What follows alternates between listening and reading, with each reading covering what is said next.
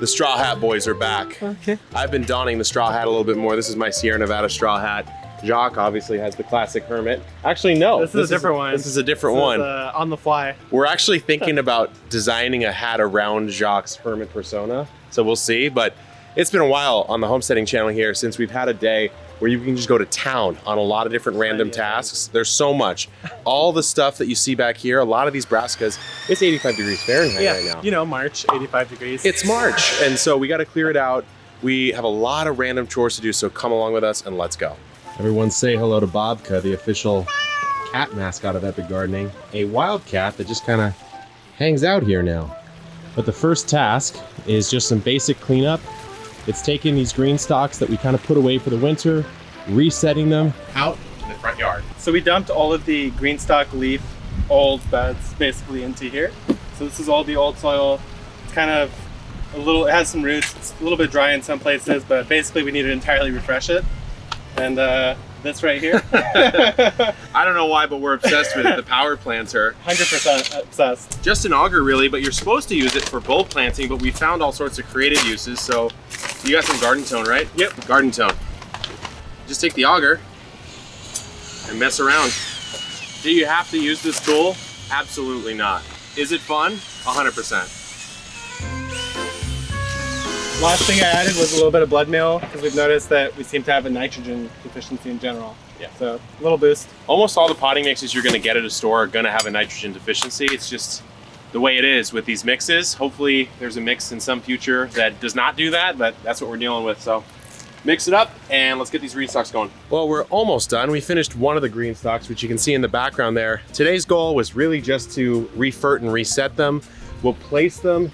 And actually really curious what you guys think we should grow. We have strawberries that we're putting in a raised bed, so I don't really think we need to grow strawberries, although that's a perfect application in the green stalk. So open to your comments, but right now, as Jacques does this, I'm heading on over to the back patch for a little chop chop. Before we harvest though, let's say hi to our chickies. I gave them a cabbage, and as you can see, they really decimated it. That was a huge cabbage. So look, little Lavender's sizing up. Butta is absolutely a thick, massive girl. And the rest of them are doing really, really well. They've actually just recently learned to get themselves up into the hen house at night and then get themselves back out in the daytime. So I'm very proud of them. Say hi, Gucci. Gucci, your fans. Aw, look at that. So that's Gucci. And then this one is our silver lace wind-up. It doesn't have a name yet. But I've got chick grit, water, feeder. Pretty soon we're gonna transition them to the water bar. But that's enough of that. Let's get to these cabbage. Like I said, it's 85 degrees Fahrenheit, guys. The cabbage, it is long past time to harvest it. Not long past, it's probably right about a couple days past time to harvest. And the only correct way to harvest a cabbage is to take it like this, decapitate it.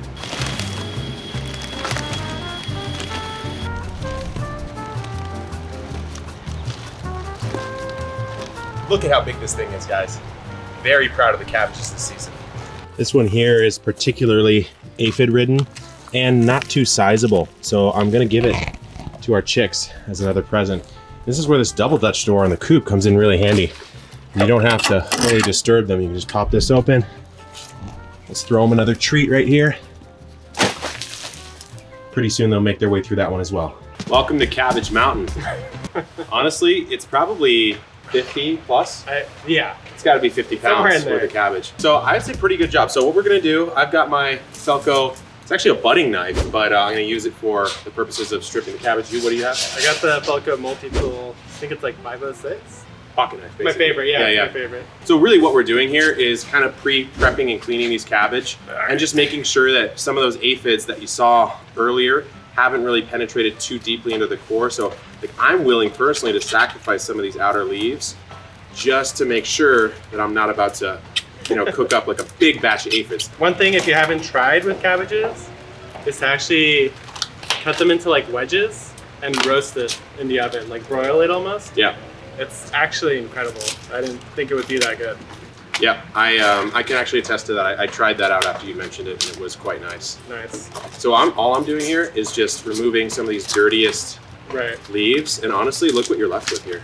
The pristine cabbage. That's actually a really nice looking cabbage. Take that to the market. I mean, honestly, I'm buying this from myself at the market, and you know what? It's remarkably tight. What we noticed earlier in the season is that the cabbage, it was heading, but it was sort of a loose head. And I think just giving it that little bit more time really helped out. And Jacques, I always give him trash. We always trash talk each other in our garden. It's a way to keep each other motivated. Yeah. But this year, I actually did beat him on cabbages. Total annihilation. Yeah, total annihilation. But you tried a Bulgarian one. Yeah. Yeah, Jacques went to Bulgaria in a time of need for Epic Gardening. He said, I'm out, and I'm going to Bulgaria. And he somehow got seeds back. I'm not going to say you smuggled them, but certainly not going to say you didn't. Either. Yeah, we don't have to go there. I don't have an opinion personally, legally on that. But you brought back some Bulgarian cabbage, right? Yep, they were called like Balkan, fitting name. And I said, you know what? I want all of my cabbages to be Bulgarian this year. Yeah. Without even thinking about it. And let's just say they didn't like this climate. Yeah, they really didn't. And how do you know? How did you know? So first of all, they stayed loose. And then before they started tightening, I was checking on them. I noticed that one of them was getting a little peak. Like it was peaking around the top. And the next day, a flower erupted through. A huge flower stalk just erupts all of a sudden.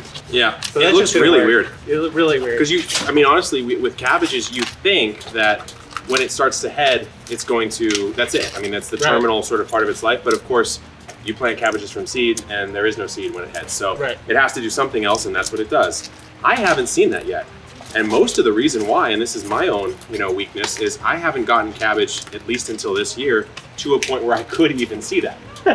So that's a really big cabbage. That's a really big one. This one, I think right here might be the biggest. Honestly, they're just all bigger than any cabbage I've ever seen. And you know what's crazy? This isn't even San Juan Capistrano. No, this is not even the giant one. A special variety. Yeah. Well, here's what's crazy though. Think about it this way.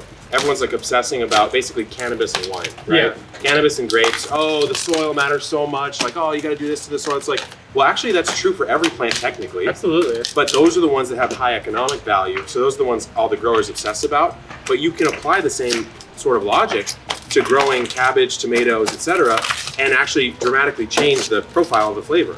For sure. Oh yeah. I mean, no one talks about it. Yeah, there's always going to be a slight difference and variation in the flavor depending on where it's growing or what it's growing in, like a hydroponic versus non. All right, well, we'll finish this up. We'll see you guys pretty soon on the next task. Cabbages went well. We are not stopping though. We're gonna put some strawberries in this bed here. This is actually the bed the strawberries were in last year. However, we overwintered them in a grow bag, which I'll show you. But we also topped up with some Seascape new bare roots, probably about 25, Jacques? Yep. 25 or so. And then we'll put in the other ones that we have right over here. So these were the ones we overwintered. And they don't look like they're doing that well, but honestly, if you clean them up a little bit, we'll probably get about 20 or 25 out of this as well. So we'll have plenty to put over there. Okay, what we have left of Espoma Veritone, we're just gonna dump in and surface sort of mix across the top here. Probably not even necessary, but we have it and it's not gonna hurt. Yeah, no reason not to. The water you guys are seeing coming out of this hose is actually water directly from the big cistern that we captured. We put a pressure sensitive pump on it and we're pulling water. It was almost full, almost 5,000 gallons. And so it feels good to be able to actually utilize that water as quickly in the season as right about now. Yeah, it's awesome. Something when you're hydrating a really, really dry bed like this one is to kind of agitate as you water to force it to accept and rehydrate. Yeah, I'm kind of making a little mound and then pinning the roots down. And then the key with the bare roots is to not bury the crown, which is where all the new leaves are emerging. Which there's a full video on the Epic Gardening channel. Yeah, main channel, we got a 2-part strawberry video. This is kind of just the second season. All right, Jacques, why don't you explain in detail exactly how you're transplanting in the strawberry? All right. You don't have to do this way, but it does seem to work pretty well. So I'm gonna get nice, start out. Yep. And then I'm gonna locate where I wanna do it. So it's gonna be right around here. Okay. So what I'm gonna do is kind of swirl out a little dome. So there's like the center. Yep. And then I'm gonna spread the roots out so they go in different directions. They have more options for water that way. Yep.